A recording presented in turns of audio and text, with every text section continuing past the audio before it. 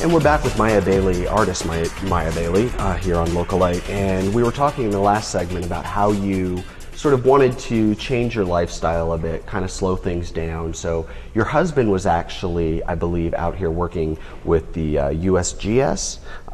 He's got a degree in marine biology or something. And so he was out here working. And that's kind of how you discovered the Northwest, really, isn't it? Yes, it is.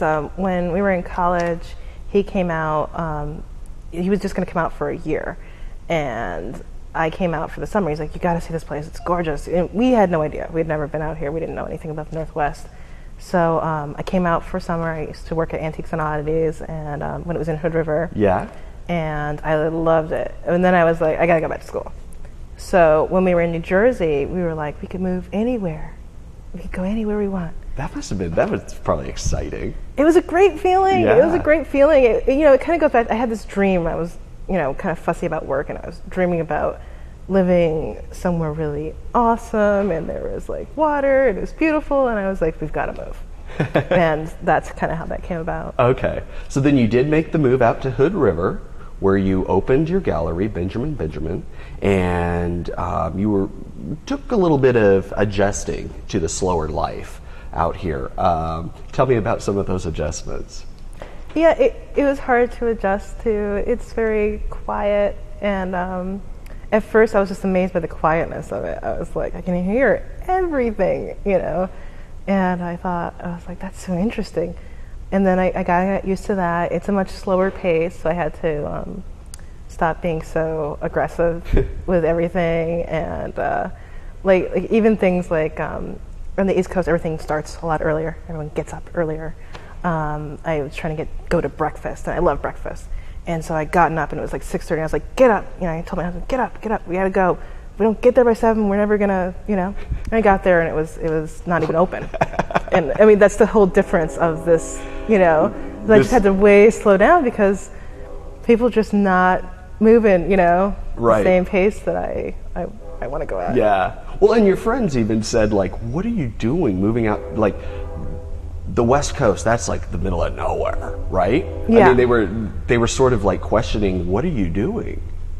Yeah, they always, they were so negative about, like, there's no people. How are you going to live where there's no people? And, like, who are you going to hang out with? I'm like, you guys don't talk to or hang out with anybody here. And there's 10 million of these people here, and you don't talk to any of them. So what's the difference if I move and there's 5,000 people and I talk to all of them, So that was the idea. Yeah. And so you've really embraced that slower lifestyle and being able to be more involved with people on a regular basis and develop friendships and relationships. Yeah, I mean, people are friends on the East Coast, Yeah. But it's a completely different. It's very goal-oriented. It's fast, and here isn't like that. You can be much more relaxed, hang out with your friends, slow mornings where you have a lovely breakfast and then can drink that coffee. Oh yeah, drink my coffee in my home, then saunter off to work. Yeah, I like it. Yeah. Well, so then you guys moved to Portland, and you weren't really intending to move back to a big city. Not that Portland's really a big city, but it's got the conveniences of a big city with some of the small town charm, I guess you might say. So you moved to Portland, and that transition happened because why? So it's because my husband, he got a job in Lake Oswego, and he was doing the commute back and forth at first, and then he was like, I can't do the commute. I just can't handle it. And I thought, oh, well, I can do the commute. We'll move to Portland, and I can commute for the gallery. And then it turned out that I couldn't do that. So, how long did you commute? For about 6 months. 6 months, and that's all it took. You knew that wasn't going to be for you. I'm not a good commuter. Yeah. I mean, I think I'm a good driver. I'm just not a good commuter. Yeah. Good driver, not a good commuter. I like that. So, getting back to your artwork, let's talk about the Fidelity series. Tell me about this. So, the Fidelity series is a series I started when I was in New Jersey. It has a lot to do about my experience on the East Coast. So, the idea of it is that it's about building a life. You're working all the time, you're doing all these things. You kind of build this kind of nest or this life, and then in doing so, you end up never seeing like your partner. You never see them because you're so busy, wrapped up in this kind of building a relationship, building this whole thing, right, without ever actually seeing the other person that you're with, even though that's all you guys do is try to work toward that goal. And that's the kind of the idea of the series, and that's why I photograph birds all the time, because the birds are a big part of that series. So I go out and photograph birds all the time to incorporate into that. So the love and commitment, and birds, nesting and all of that, that's sort of what you were trying to capture. Yeah, there's a lot of symbolism in it. A lot of times there's like foundations, like rock foundations that things are sitting on. There's lots of bundles of wheat and things like that are in the pieces.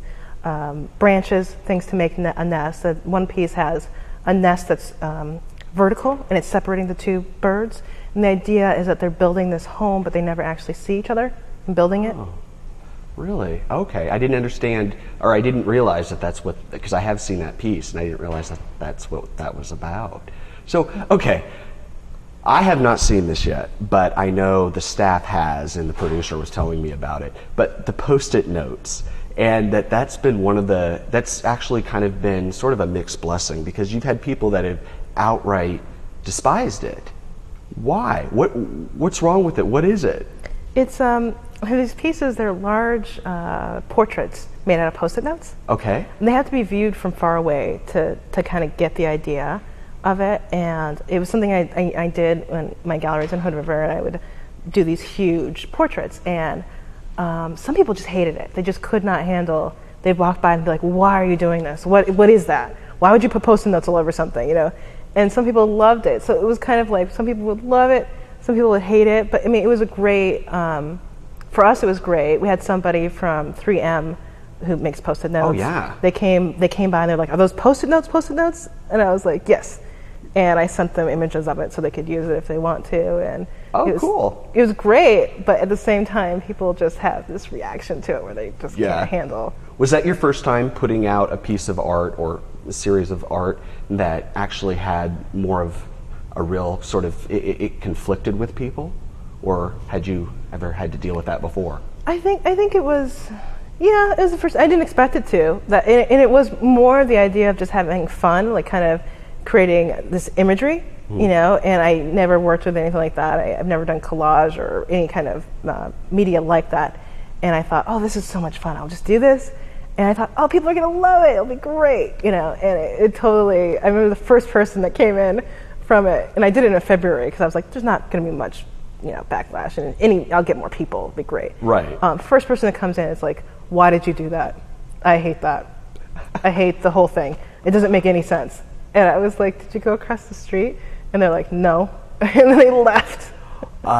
So you almost had to view it from across the street to really get it? I think that when you walked up on it, at first you were like, what is that? And some people would stand back and then they would go farther just to see what it is. And some people would just look at it and they'd just be like, no, I'm not into it. Yeah, get it out of here. Get it out of here. Yeah. Well, hey, I want to, there's more stuff that you have coming up, and I know different projects that you're working on, but we're out of time. So I want to thank you so much for coming out. It was really great to meet you and get to talk about your artwork, and absolutely wish you the best with your studio and your life out here on the slow pace of the West Coast. So thanks. It was really enjoyable to have you on the show. Oh, thank you. Yeah. All right, you guys. We will see you next time on Localite. So thanks again for joining us. Take care. John Compton here saying thanks again for watching. And remember, if you've got a guest idea, let us know. Just visit localite.com.